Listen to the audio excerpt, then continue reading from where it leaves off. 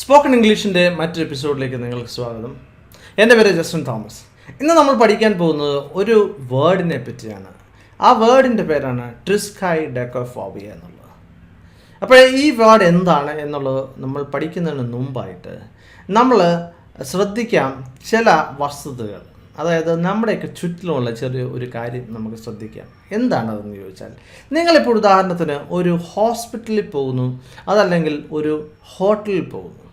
അപ്പോഴൊക്കെ നിങ്ങൾ ശ്രദ്ധിച്ചിട്ടുണ്ടോ എന്ന് എനിക്കറിയില്ല, അവിടെയൊന്നും 13 പേരുള്ള അല്ലെങ്കിൽ നമ്പറുള്ള ഒരു റൂമില്ല. ഇപ്പോൾ നിങ്ങൾ ഹോസ്പിറ്റലിൽ ജോലി ചെയ്യുന്നവരാണെന്നുണ്ടെങ്കിൽ, ഹോട്ടലിൽ ജോലി ചെയ്യുന്നവരാണെന്നുണ്ടെങ്കിൽ അവിടെയൊക്കെ 13 എന്ന് പറയുന്ന റൂമുണ്ടോ? ഉണ്ടോ? ഇല്ല. എന്താണ് ഇതിന് കാരണം? അപ്പോൾ ഇതിന് പറയുന്ന പേരെന്താണ്, എന്താണ് ഇതിന് കാരണം എന്ന് നമ്മൾ ശ്രദ്ധിക്കുക. അപ്പോൾ ഇതിന് പറയുന്ന പേരാണ് ട്രിസ്കൈ ഡെക്കോഫോബിയ എന്ന് പറയുന്ന ഇതിൻ്റെ പേര്. എന്താണ്? ട്രിസ്കൈ ഡെക്കോഫോബിയ. ഇതൊരു ഗ്രീക്ക് പദമാണ്. അപ്പോൾ ഇതിൻ്റെ അർത്ഥം എന്താണെന്ന് നമുക്ക് ശ്രദ്ധിക്കാം. ട്രിസ് എന്ന് പറഞ്ഞാൽ 3 എന്നാണ് എൻ്റെ അർത്ഥം. ട്രി. കായ് എന്ന് പറഞ്ഞാൽ ആൻഡ്. ഡെക്ക എന്ന് പറഞ്ഞാൽ 10. ഫോബിയ നിങ്ങൾക്കറിയാം, പേടി. അപ്പോൾ നിങ്ങൾക്കിത് മനസ്സിലായി കാണും. 10ഉം 3ഉം 3ഉം 10ഉം കൂടി എത്രയും 13. ഫോബിയ എന്ന് പറഞ്ഞാൽ ഫിയർ. അത് തന്നെയാണ് ഇതിൻ്റെ അർത്ഥം. എന്താണ്? Fear of 13. 13നോടുള്ള പേടി. അതുകൊണ്ടാണ് ഈ പറയുന്ന ഹോട്ടലുകളിലും അതുപോലെ തന്നെ ഹോസ്പിറ്റലിലും ഒന്നും 13 എന്ന് പറയുന്ന റൂം നമ്പർ ഇല്ല. ഇത് സത്യത്തിലൊരു അന്ധവിശ്വാസമാണ്. പക്ഷേ ഇതിനൊരു ഹിസ്റ്ററി ഉണ്ട്. ഈ അന്ധവിശ്വാസത്തിന് ഒരു ഹിസ്റ്ററി ഉണ്ട്. അപ്പോൾ ഈ 13 എന്നുള്ള റൂം ഇല്ലാത്തതിന് കാരണം എന്താണെന്ന് ചോദിച്ചാൽ, നമ്മൾ 13 എന്ന് പറയുന്ന നമ്പർ നമ്മൾ താമസിക്കുകയാണ്. ഉദാഹരണം പറയുകയാണെങ്കിൽ നിങ്ങൾ താമസിക്കുകയാണ്, അതല്ലെന്നുണ്ടെങ്കിൽ നിങ്ങൾ 13 എന്ന് പറയുന്ന റൂമിൽ നിങ്ങൾ കിടക്കുകയാണെന്നുണ്ടെങ്കിൽ, ആശുപത്രി കിടക്കുകയാണെന്നുണ്ടെങ്കിൽ നിങ്ങൾ മരിച്ചു പോകും എന്നുള്ള ഒരു അന്ധവിശ്വാസത്തിൻ്റെ പിന്നിൽ നിന്നാണ് ഈ വാക്കുണ്ടായത്. ഈ ട്രിസ്കൈ ഡെക്കോഫോബിയ എന്ന് പറയുന്ന വാക്കുണ്ടായത്. അപ്പോൾ അതിൻ്റെ ഹിസ്റ്ററി എന്താണ് നമുക്കൊന്ന് പരിശോധിക്കാം.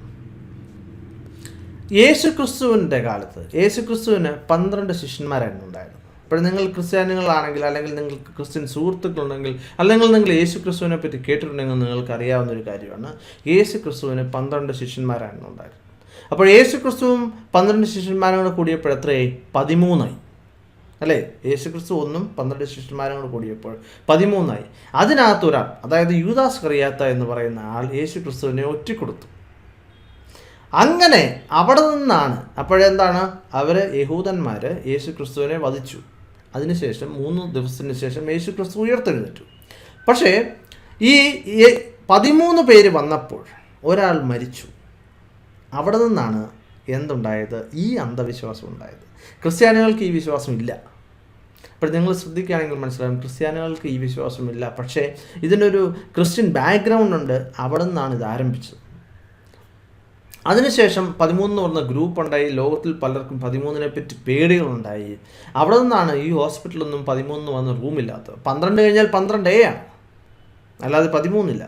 ഇനിയിപ്പോൾ ഒരു 13 എന്ന് പറഞ്ഞ 13 എന്ന് പറഞ്ഞ ഗ്രൂപ്പ് അമേരിക്കയിലുണ്ടായി. അവർ റിക്വസ്റ്റ് ചെയ്തതനുസരിച്ച് അപ്പോളോ 13 എന്ന് പറയുന്ന ചന്ദ്രവാഹനം വിടാൻ വേണ്ടി 13 എന്ന് പറഞ്ഞ ഡേറ്റ് തിരഞ്ഞെടുക്കാമെന്ന് തീരുമാനിച്ചു. അപ്പോൾ 13 എന്ന് പറഞ്ഞ ഡേറ്റ് തിരഞ്ഞെടുത്തു. 13 മണിക്കൂർ, അതായത് 1 മണി 13 മിനിറ്റ് 13 സെക്കൻഡിൽ ഈ റോക്കറ്റ് ലോഞ്ച് ചെയ്തു, അപ്പോളോ 13. പക്ഷേ Apollo 13 was A failure. Apollo 13 എന്ന് പറയുന്നത് ഒരു ഫെയിലിയർ ആയിരുന്നു. അപ്പം അതിനുശേഷം ഈ ബിലീവ് കൂടുതൽ, ഈ വിശ്വാസം, ഈ അന്ധവിശ്വാസം കൂടുതൽ ശക്തിപ്പെട്ടു. അതിൻ്റെ പേരാണ് ട്രിസ്കൈ ഡെക്കോഫോബിയ. ഇനി നിങ്ങൾ ശ്രദ്ധിക്കേണ്ട ഒരു കാര്യം, ഞാൻ എന്തിനാണ് ഈ വാക്ക് പഠിപ്പിച്ചത്? ഈ വാക്ക് നിങ്ങളെ ഞാൻ പഠിപ്പിച്ചത് ഈ വാക്ക് പഠിക്കണ്ട എന്ന് പറയാൻ വേണ്ടിയാണ്. എന്താണ് അതിന് കാരണം? നമ്മളൊക്കെ ഇംഗ്ലീഷ് പഠിക്കുമ്പോൾ നമ്മൾ ശ്രദ്ധിക്കുന്ന ഒരു കാര്യം എന്താണ്? നമ്മൾ ഒരുപാട് വാക്കുകൾ പഠിക്കാൻ വേണ്ടി ശ്രമിക്കുന്നു. പക്ഷേ at the end of the day നമുക്ക് സാധിക്കുന്നില്ല, ഇംഗ്ലീഷ് സംസാരിക്കാൻ സാധിക്കുന്നില്ല. അതിനൊരു കാരണമാണ് ഇതുപോലുള്ള വാക്കുകൾ. അപ്പോൾ നിങ്ങൾ ശ്രദ്ധിക്കേണ്ട കാര്യം എന്താണ്? നിങ്ങൾ ഒരു കാരണവശാലും ഇത്രയും കട്ടിയുള്ള വാക്കുകൾ നിങ്ങൾ പഠിക്കരുത്. നിങ്ങൾ ഫിയർ ഓഫ് 13 എന്ന് മാത്രം പറഞ്ഞാൽ മതി, നിങ്ങൾക്ക് അർത്ഥമായി. അപ്പോൾ നമ്മൾ ഇംഗ്ലീഷ് പഠിക്കുമ്പോൾ നമുക്ക് ആവശ്യം എന്താണ്? നമുക്ക് കമ്മ്യൂണിക്കേറ്റ് ചെയ്യുക, നമ്മുടെ ഐഡിയാസ് മറ്റുള്ളവർ കമ്മ്യൂണിക്കേറ്റ് ചെയ്യുക.